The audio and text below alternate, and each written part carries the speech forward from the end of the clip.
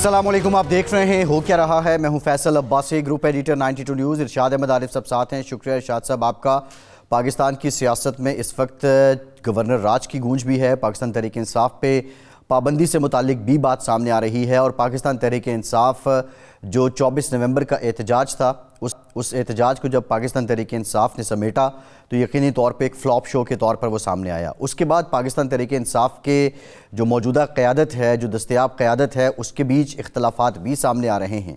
आज बानी PTI से उनकी हमशीरा अलीमा ख़ान ने मुलाकात की और इस मौके पे अलीमा ख़ान के बकौल बानी PTI ने ये कहा है कि गुज़श्ता रोज़ जो लोग मुझसे मिले उन्होंने मुझे सारी बात नहीं बताई। आज जो मालूमात सामने आई हैं उसके बाद उन्होंने ये भी कहा कि इस वाक़े की जो FIR है वो वज़ीर-ए-आज़म और वज़ीर दाखिला के ख़िलाफ़ दर्ज करवाई जाए, ये हिदायत उन्होंने की है। साथ ही साथ उन्होंने ये भी कहा कि फ़ाइनल कार्ड अभी मेरे पास है, आखिरी कार्ड मेरे पास मौजूद है। इससे पहले जब पाकिस्तान तहरीक इंसाफ की तरफ से ये एहतजाज अनाउंस किया गया तो इसको डू और डाई या फाइनल कॉल का नाम दिया गया, जो कि फ्लॉप हुआ। अब आखिरी कार्ड क्या हो गया? क्या आखिरी कार्ड से मुराद बैरूनी दबाव है, जिसके लिए पाकिस्तान तहरीक इंसाफ पर यह इल्ज़ाम भी लगता है कि उन्होंने मिलियन ऑफ डॉलर्स अमेरिका में लॉबिंग के लिए लगा दिए हैं।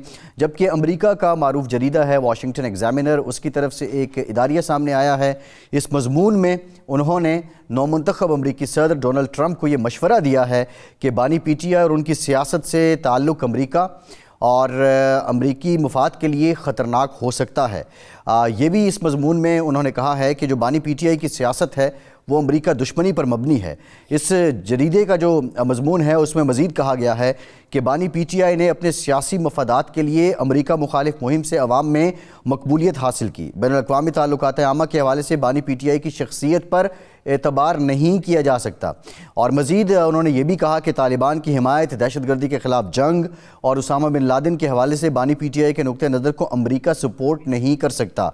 इस मजमून में मज़ीद जो मशवरा दिया गया है, कहा गया है कि अमरीकी सदर PTI की सियासत से ख़ुद को इसलिए भी दूर रखें कि बानी PTI एक मुतनाज़ शख्सियत है और अमरीकी हुकूमत किसी नए तनाज़े का मुतहम्मिल नहीं हो सकती है। पाक फ़ौज और अमरीका के ताल्लुकात हमेशा ख़ित्ते में देरपा अमन की ज़मानत रहे हैं और अमरीकी हुकूमत और सियासत की बेहतरी बानी PTI से दूरी में है। अब ज़ाहिर है ये इदारिया है, इसमें मशवरा दिया गया है और इससे पहले भी कुछ मज़ामीन सामने आते रहे हैं। बहरहाल इनका असर क्या होना है ये एक बुनियादी नुक्ता है। आज के प्रोग्राम में इस पर भी बात करेंगे। दूसरी जानिब जो हुकूमती कैंप है उसमें कुछ लोग मुज़ाकरात की बात भी करते हैं। बिलखुसूस पाकिस्तान पीपल्स पार्टी ने पाकिस्तान तहरीक इंसाफ पर जो पाबंदी की बात है उसको कैटेगोरिकली डिनाई किया है और सियासी हल के लिए, सियासी इस्तेहकाम के लिए मुज़ाकरात को बहुत ज़्यादा ज़ोर दिया जा रहा है। लेकिन मुज़ाकरात की मेज़ क्या सजेगी और मुज़ाकरात की मेज़ अगर सजेगी तो उसके TORs क्या होंगे या वो बग़ैर TORs के मुल्की मफाद में ये तमाम लोग मिल बैठेंगे। जो गवर्नर राज है आइनी कानूनी एतबार से उसका निफाज कितना मुश्किल है। पाकिस्तान तहरीक इंसाफ की खैबर पख्तूनख्वा असम्बली में अक्सरियत है, बल्कि 2/3 अक्सरियत है, वहाँ से करारदाद मंजूर करवाना कितना आसान है। ये जो आइनी कानूनी मामलात हैं इस पर भी हम बात करेंगे। जहांगीर जदून साहब साबिक एडवोकेट जनरल इस्लामाबाद हैं, मायनाज कानूनदान हैं प्रोग्राम में, वो भी हमें ज्वाइन करेंगे। जहांगीर साहब को भी हम लेंगे। लेकिन इरशाद साहब, ये आखिरी कार्ड की बात हुई है, ये आखिरी कार्ड क्या फ़ाइनल कॉल जैसा ही होगा और इससे मुराद क्या ली जाए कि जो सियासी मुखालिफिन हैं उन पे एक नफसियाती बरतरी फिर से हासिल की जाए, अपने वर्कर्स को चार्ज रखा जाए, या वाक़तन कोई ट्रंप कार्ड मौजूद है, तुर्क का पत्ता मौजूद है बानी PTI के पास? अब असल सियासतदान के बारे में कहा जाता है कि उसकी 7 ज़िंदगियाँ होती हैं, सांप की तरह। ये आम मुहावरा है कि सांप की जिस तरह कई ज़िंदगियाँ होती हैं तो इसी तरह सियासतदानों की भी कई ज़िंदगियाँ होती हैं। और ये हम वो जो अल्लामा ने कहा था कि इधर डूबे उधर निकले, उधर डूबे इधर निकले, जहाँ में अहले हक सूरत खुर्शीद जीते हैं, जहाँ में अहले ईमान सूरत खुर्शीद जीते हैं। वो तो खैर अहले ईमान के बारे में कहा था, लेकिन हम खुद देख रहे हैं कि मियां नवाज शरीफ साहब 2 दफ़ा तो जलावतन हो गए। एक दफ़ा वैसे निकाल के बिठा दिया गया, लेकिन उसके बाद वो वज़ीर आज़म बन गए। भुट्टो साहब का करिश्मा आज तक मौजूद है। मोहतरमा बेनज़ीर भुट्टो भी, उनको भी उस दौर में एक सिक्योरिटी रिस्क करार दिया जाता था, लेकिन वो 2 दफ़ा वज़ीर आज़म बन गए। उसके बाद उन्होंने ज़िंदगी ने वफ़ा नहीं की, वरना वो तीसरी बार भी वज़ीर आज़म बनने के लिए यहाँ आई थी। تو یہ آخری کارڈ جو ہوتا ہے سیاستدان کے پاس ہمیشہ موجود ہوتا ہے، اور اس کا مقصد جو ہوتا ہے وہ ایک تو اپنے کارکن کو حوصلہ دینا ہوتا ہے، قائم رکھنا ہوتا ہے، اپنے کارکن کو ایک نفسیاتی برتری کا احساس دلانا ہوتا ہے، اور اپنے مخالفین کو ڈرائے رکھنا ہوتا ہے۔ اب یہ مخالف پر منحصر ہے کہ وہ اس سے کتنا مرعوب ہوتا ہے یا کتنا خوف محسوس کرتا ہے، یہ ایک ہے لڑائی ہے۔ لیکن یہ جو فائنل کال جس کو کہا گیا تھا اور جس کا انجام جو ہے بہرحال اچھا تو نہیں ہوا، یعنی پی ٹی آئی کے لیے اچھا ہوا یا نہیں ہوا، لیکن اوورآل اگر دیکھا جائے کہ اس میں جو اس وقت بلیم گیم ہو رہی ہے کہ جی لوگ مارے گئے، کتنے مارے گئے یا نہیں مارے گئے، اس سے بہرحال ایک سیاست میں تلخی تو بڑھ گئی ہے نا۔ یعنی اگر یہ مذاکرات جو شروع ہوئے تھے اگر کامیابی سے ہمکنار ہوتے تو تلخی کم ہوتی، اور ملک کے اندر انتشار کی جو کیفیت ہے وہ بھی ختم ہو جاتی، لیکن اب تلخی بڑھ گئی ہے۔ سیاسی ناکامی ہے بہت بڑی، دونوں فریقوں کی ناکامی ہے، کہ اس کا مطلب ہے کہ ہمارے سیاستدان آج بھی اس دور میں بھی مذاکرات کے ذریعے اپنے معاملات طے کرنے کی اہلیت نہیں رکھتے، اور انہیں پولیس کا یا رینجرز کا یا انتظامیہ کا سہارا لینا پڑتا ہے، اور اس کی بنیاد پر لوگوں کا خون بہتا ہے، تو یہ کوئی اچھا سرٹیفکیٹ سیاستدانوں کے لیے نہیں ہے۔ تو اس لیے فائنل کارڈ ہے کیا، یہ اس کے بارے میں تو ہم کچھ نہیں کہہ سکتے، لیکن بہرحال میں سمجھتا ہوں کہ سیاستدان جو بھی ہو اس کے پاس کارڈ کوئی نہ کوئی کارڈ اس کی پٹاری میں کوئی نہ کوئی سانپ ہوتا ہے، وہ کتنا اصلی ہوتا ہے، کتنا زہریلا ہوتا ہے، کتنا خطرناک ہوتا ہے، یہ جب وہ سانپ سامنے آتا ہے، بعض اوقات تو وہ سانپ آتے ہی نہیں ہے سامنے، جس طرح بھٹو صاحب کی پٹاری میں تاشقند کا ایک سانپ تھا، بھٹو صاحب اس دنیا سے چلے گئے، آج تک نہیں پتہ چلا کہ وہ تاشقند کیا تھا۔ جس طرح اب یہ لندن پلان کی بات ہو رہی ہے، تو بعض اوقات تو بالکل آخر تک پتہ ہی نہیں چلتا کہ وہ تھا کیا، لیکن سیاستدانوں کی بات پر چونکہ لوگ یقین کرتے ہیں، اعتبار کرتے ہیں۔ مسئلہ یہ ہے کہ آپ وہ بات ٹھیک ہے، سیاستدانوں کے پاس کارڈ ہوتا ہے، پبلک کو کبھی آپ فائنل کال کہتے ہیں، کبھی آپ حقیقی آزادی کا نام دیتے ہیں، کبھی ہم کوئی غلام نہیں کے نعرے لگاتے ہیں، اور مطلب سبھی جو آپ کے کلیے ہیں وہ ایک طرح سے فلاپ ہی جا رہے ہیں۔ اب یہ جو کارڈ ہے مجھے تو بظاہر لگتا ہے کہ یہ تو ایک نفسیاتی طور پہ اپنے لوگوں کو چارج کرنا، کیونکہ لوگ یقین کرتے ہیں بانی پی ٹی آئی کی بات پہ، تو اب یہ اس سے زیادہ تو کچھ نہیں ہے، کیونکہ اگر ہم نعرے دیکھیں، دعوے دیکھیں، اعلانات دیکھیں اور اس کے بدلے پریکٹیکلی ان کی کوئی اچیومنٹس دیکھیں، یہ جو جب سے اپوزیشن میں آئے ہیں تو اس کا نمبر نہ ہونے کے برابر ہے، ماں سوائے اس کے کہ وہ 8 فروری کے انتخابات میں 8 فروری جو اچیومنٹ نہیں ہے، نہیں میں اس کی تائید کر رہا ہوں، لیکن اس کے پیچھے جتنی باتیں دیکھیں آپ، مذاکرات کی آپ نے بات کی، آپ نے مزاحمت کر کے دیکھ لی، کچھ بھی نکلا تو نہیں، ایٹ دا اینڈ آپ اپنا مقصد تو حاصل نہیں کر پائے۔ یہ تو وہی بتا سکتے ہیں نا، میں تو کچھ نہیں بتا سکتا، لیکن یہ ہے کہ اس کے نتیجے میں 2 چیزیں تو ہیں نا، ایک معاشرے کے اندر، ملک کے اندر یا سیاست کے اندر تلخی بڑھ رہی ہے، اور دوسرا یہ ہے کہ حکومت کی تمام تر کوششوں کے باوجود جو مقبولیت ہے وہ کم نہیں ہو پا رہی۔ کل ہماری جو گورنر کامران ٹیسوری صاحب سے بات ہو رہی تو وہ خود ہی کہنے لگے کہ مسئلہ یہ ہے کہ اس نیریٹو کا یا اس بیانیے کا توڑ ہمارے پاس ابھی تک نہیں ہے، وہ ہو سکتا ہے ہماری بہترین کارکردگی، کہ ہم نوجوان نسل کو یہ باور کرائیں اپنی کارکردگی سے، احسن کارکردگی سے، کہ جی دیکھیں جی یہ صرف نعرے ہیں، نیریٹو ہے، باتیں ہیں، اور یہ کارکردگی ہے۔ تو اس تلخی کی وجہ سے، اس محاذ آرائی کی وجہ سے، اس اضطراب اور ہیجان کی وجہ سے حکومت کی پرفارمنس متاثر ہو رہی ہے۔ جو میں ہمیشہ کہتا ہوں کہ جو ہیجان ہوتا ہے، اضطراب ہوتا ہے، لڑائی جھگڑا ہوتا ہے، محاذ آرائی اپوزیشن کو تو فائدہ دے رہی ہوتی ہے، اپوزیشن کا بڑی ہو چھوٹی ہو، یہ بے معنی چیز ہے کہ جی وہ کتنی مقبول ہے کتنی نہیں ہے۔ مجھے یاد ہے کہ جو اپوزیشن بھٹو صاحب کے مقابلے میں تھی آخر میں 11 ارکان پر مشتمل تھی، لیکن جو حشر ہوا بھٹو صاحب کا یا بھٹو صاحب کی حکومت کا وہ تو سب کے سامنے ہے۔ جنیجا صاحب کی اپوزیشن بھی 12-13 ارکان پر مشتمل تھی. تو اپوزیشن اگر مازارائی جاری رکھتی ہے اور حکومت اس کو ختم کرنے میں کامیاب نہیں ہوتی تو وہ پرفارمنس پر اثر انداز ہوتی ہے، اور حکومت کی پرفارمنس اگر پر اثر انداز ہو وہ محاذ آرائی تو اس کا حکومت کو نقصان ہوتا ہے، نقصان حکومت کا نقصان اور ملک کا بھی نقصان، ملک کا بھی نقصان ملک کا ہوتا ہے، نقصان ملک کا بھی نقصان ہوتا ہے.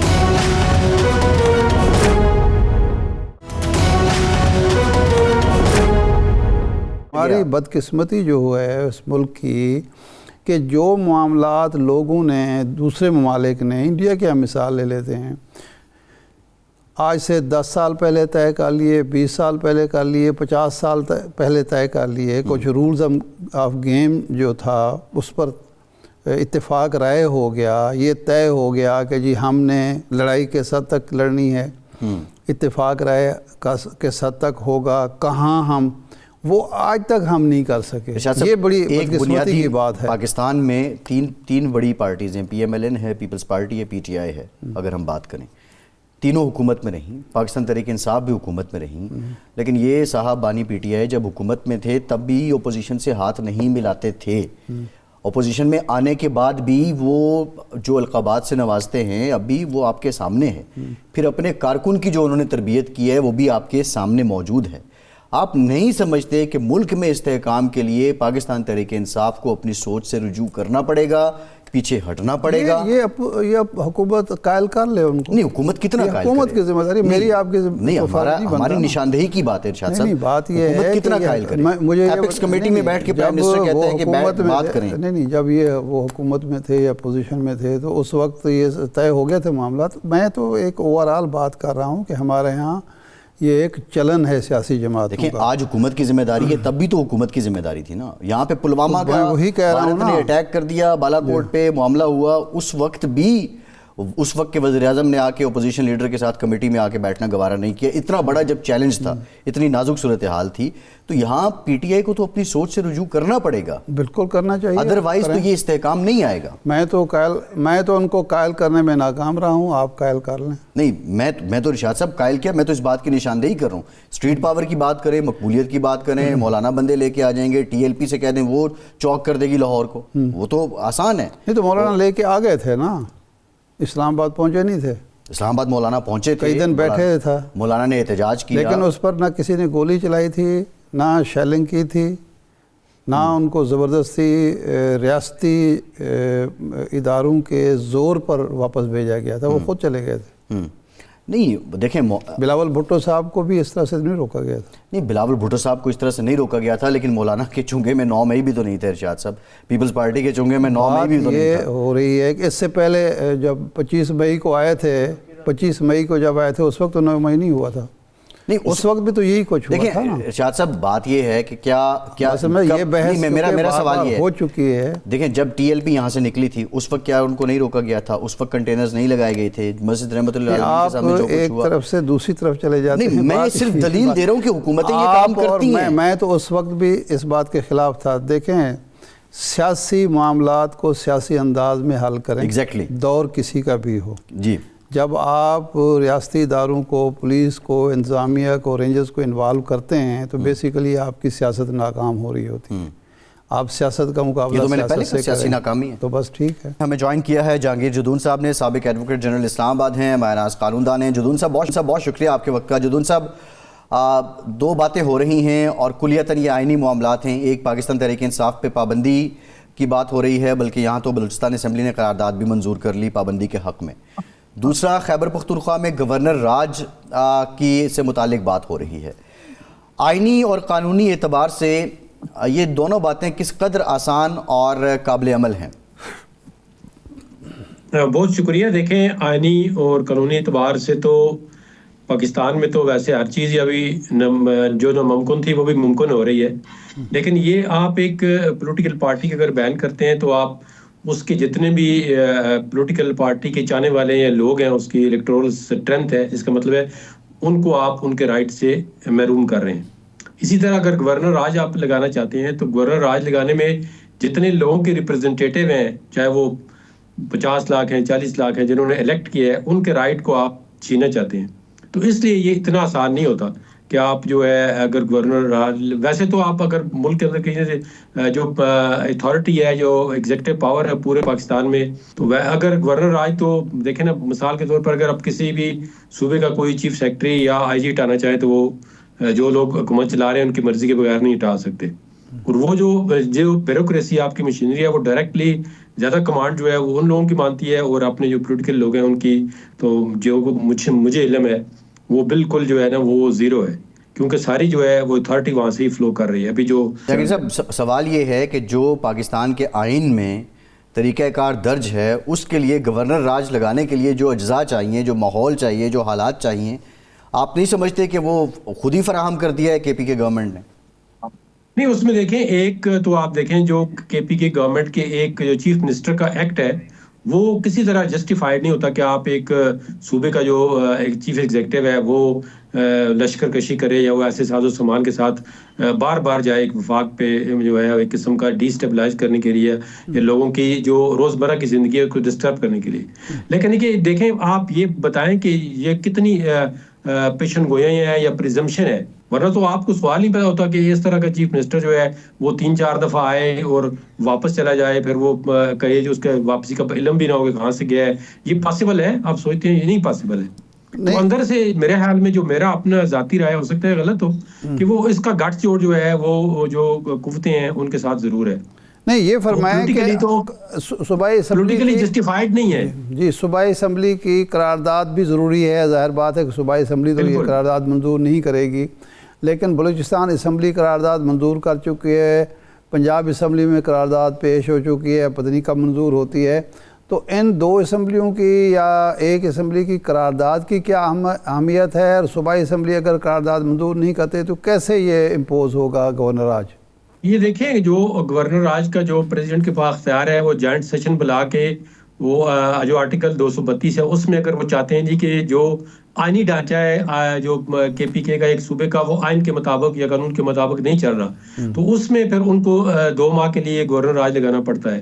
پھر اس کے بعد ان کو پھر جوائنٹ سیشن سے اپروول لینی پڑتی ہے. تو وہ بھی ایک لمبا پروسیس ہو سکتا ہے. وہ پھر ویسے تو لکھا ہوا ہے کوئی چیلنج نہیں ہو سکتا لیکن آپ نے دیکھا ہے کہ جو گورنر راج لگتا ہے وہ پھر چیلنج ہوتا ہے. پھر وہ وہاں پہ کانسٹیٹیوشنل کورٹ جو پوری پشاور ہائی کورٹ ہی کانسٹیٹیوشنل کورٹ ہے وہاں پہ بینچ نہیں بنے ہوئے اور نہ ہی وہ اسمبلی جو ہے بینچ بنانا چاہتی ہے. تو اس طرح سے یہ اتنا آسان نہیں ہے گورنر راج لگانا. اور پھر دیکھیں نا اگر ایک بندے کی غلطی ہے کل کو آپ کہتے ہیں جی مشینری اگر ایک بندہ چیف ایگزیکٹو غلط کر رہا ہے تو اس کو ہٹا کے نو کانفیڈنس کر لے نا دوسری پارٹی کا کوئی اور بندہ چیف منسٹر بنا لے جو صوبے کو چلا سکتا ہے.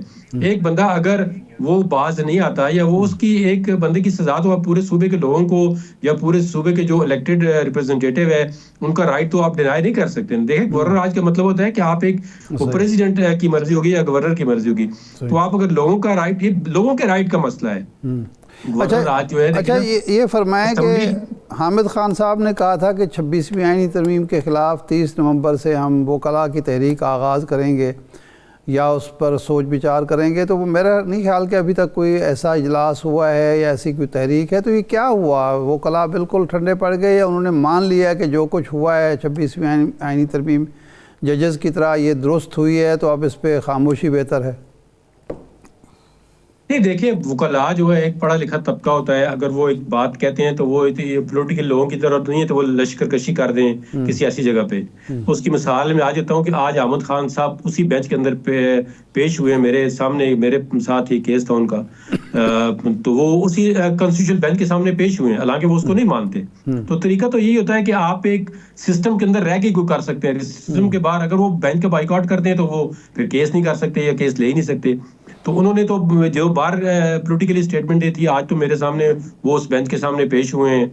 گلگت کے جو چیف کورٹ تھے اس کے جو ججز کا معاملہ تھا تو اس میں ریسپونڈنٹ کے وہ وکیل تھے وہاں پہ پیش ہوئے ہیں. تو اس کا مطلب ہے انہوں نے ایک طرح سے ایکسیپٹ تو کر لیا ہے. اور میرا نہیں خیال کہ وکلاء جو ہے وہ اس کو تحریک چلانے کے موڈ میں ہے کہ اس کو سسٹم کو جو ہے وہ ڈی اسٹیبلائز. ٹھیک ہے انہوں نے اس وقت باتیں کی ہیں لیکن ایک وکلاء کا جو مخالف دھڑا یا ایک میجر دھڑا جو گورنمنٹ کو سپورٹ کر رہا ہے وہ اس آئینی ترمیم کی حمایت کر رہا ہے. تو ایک جو گروپ ہے یا ایک دھڑا جو ہے وہ آئینی ترمیم کی انہوں نے پٹیشن ڈالی ہوئی ہیں. اس کا کوئی قانونی طریقہ ہی نکالنا پڑے گا. آپ اس میں دیکھیں اسٹرائک کر دیں یا اس پہ پھر وہ نظام جو ہے وہ آگے جو ہم لیٹیگیشن کہتے ہیں جی مقدمات کا فیصلہ نہیں ہو رہا، کیس وکلاء کو چاہیے وہ قانونی راستہ ہی اپنائے. ابھی وہ تحریک اس وقت چلتی ہے نا جب آپ ایک مارشل لا کے خلاف تمام پولیٹیکل پارٹیز اکٹھی ہوں، پھر اس میں یہ نہیں ہوتا کہ یہ پارٹی اس کے ساتھ ہے یہ نہیں ہے.